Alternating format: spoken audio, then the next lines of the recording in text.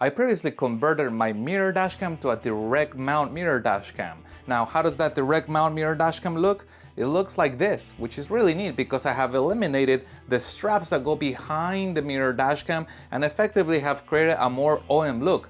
Now, this happens to be a Wolfbox T10 mirror dashcam, but the same can be done with other dashcams as well. And on this video, I'm gonna show you how I converted my Wolfbox G840 mirror dashcam to a direct mount style. Hi guys, welcome back. I am Alex, and on this channel I review cool car gadgets including dashcams. So those are the kind of videos you like. Make sure to subscribe by hitting the button down below to see more videos like this. Well, before I show you the actual conversion, let's talk about the two main reasons why people choose to convert from a strap mounting style dashcam to a directly mounted dashcam. And the number one reason is probably gonna be aesthetics. Now, most of my installations I've done on my personal vehicles have been done with the strap style, and I think it looks pretty good. However, when you look at that installation from the side, having one mirror and stacked on top of another mirror doesn't look that pretty. So going to a direct mount style creates a very OM and very clean look. And the second reason may be that we may already have a defective mirror.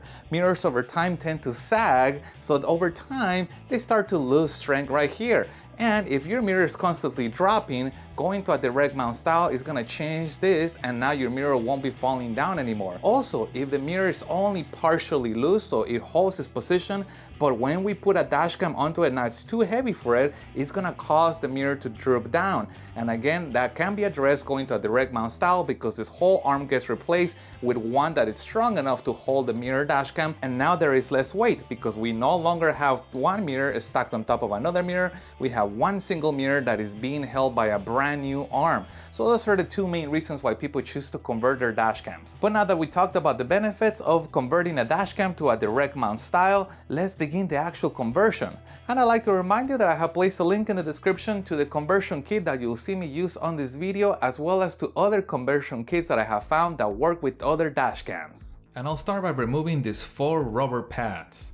Now, I'm simply gonna use a small flathead screwdriver, but technically anything else that can be sort of inserted in between the pad and the dashcam can be used. Now, it also helps if the dashcam is slightly warm.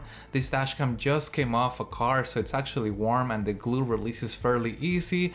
However, a blow dryer set on very low heat could also be used to warm up the pads to help them release a little bit easier and also reduce the amount of residue that they leave behind. Now I'm gonna remove these 4 Phillips screws. It also helps to use a screwdriver with a magnetized tip to avoid losing any of the screws. This is especially true because I'm gonna be reusing the screws for the direct fit mount backplate. Now I'm gonna remove this plastic insert followed by the strap, and I'll repeat this process for the remainder 3 straps. Now, these pieces are not gonna be needed for the actual conversion, but I like to save them in case I ever want to return the mirror to its original configuration. Also, notice the orientation of the back plate. There's a small little hole right here, and that has to line up with the reset button on the dashcam. There are also tabs that are gonna snap into the body of the dashcam, so I'm gonna make sure I line this up correctly and then press down until all 4 of them snap in place. Now all I have to do is reinstall the 4 Phillips screws that I took out earlier, and you'll notice that I do this gently using a very small screwdriver, and I do that to prevent any kind of stripping that can happen if I use a very long screwdriver that allows me to put a lot of force or a lot of leverage on here. I can potentially strip something. Now I'm gonna install the back arm that mounts the mirror to the car. Notice the orientation again, and the arm is held with 4 machine screws, which are different than the screws that I took out from the mirror dashcam. Now on this one, I am gonna use a little bit of a longer screwdriver so I can reach all 4 of them, but I'm also gonna be careful again that I don't torque them too far down because I don't want to strip the head or damage anything. The conversion of the G840 mirror dashcam to a direct mount style is now complete. And before I mount this on the vehicle, I do want to show you the size of the kit, which is the size that I linked in the description below, which is 145 millimeters in terms of its length and 60 millimeters in terms of its height. Now, if you've seen my part 1 video, you'll know and understand that that is how we can tell what size of kit will will fit a dashcam. However, I have a few viewers who have reported that their G840s either did not have mounting screws on the back, or that the spacing was different from this plate, which is really interesting. Now, this is the third or fourth G840 that I have converted to a direct mount style using this kit, and I ordered this G840 fairly recent, but I think it would make sense for you to want to verify the distance from here to here and the distance from here to here on your G840, just to make sure that the distance has not changed, and also to confirm that you do have screws in there, just in case there is another body out there that I have yet to see. And now that these direct fit conversion kits are becoming so popular, I really think it's gonna make sense for companies like Wolfbox and other mirror dashcam manufacturers to start letting customers know whether their mirror dashcam is gonna be compatible with that direct fit conversion kit or not, right in front of the box, so we know right up front. And it'll be really helpful if they could also tell us what the pattern is gonna be, which will be the distance from here to here and from here to here. Moving over to the vehicle, I'm gonna remove the original mirror, which is held in place with a single screw.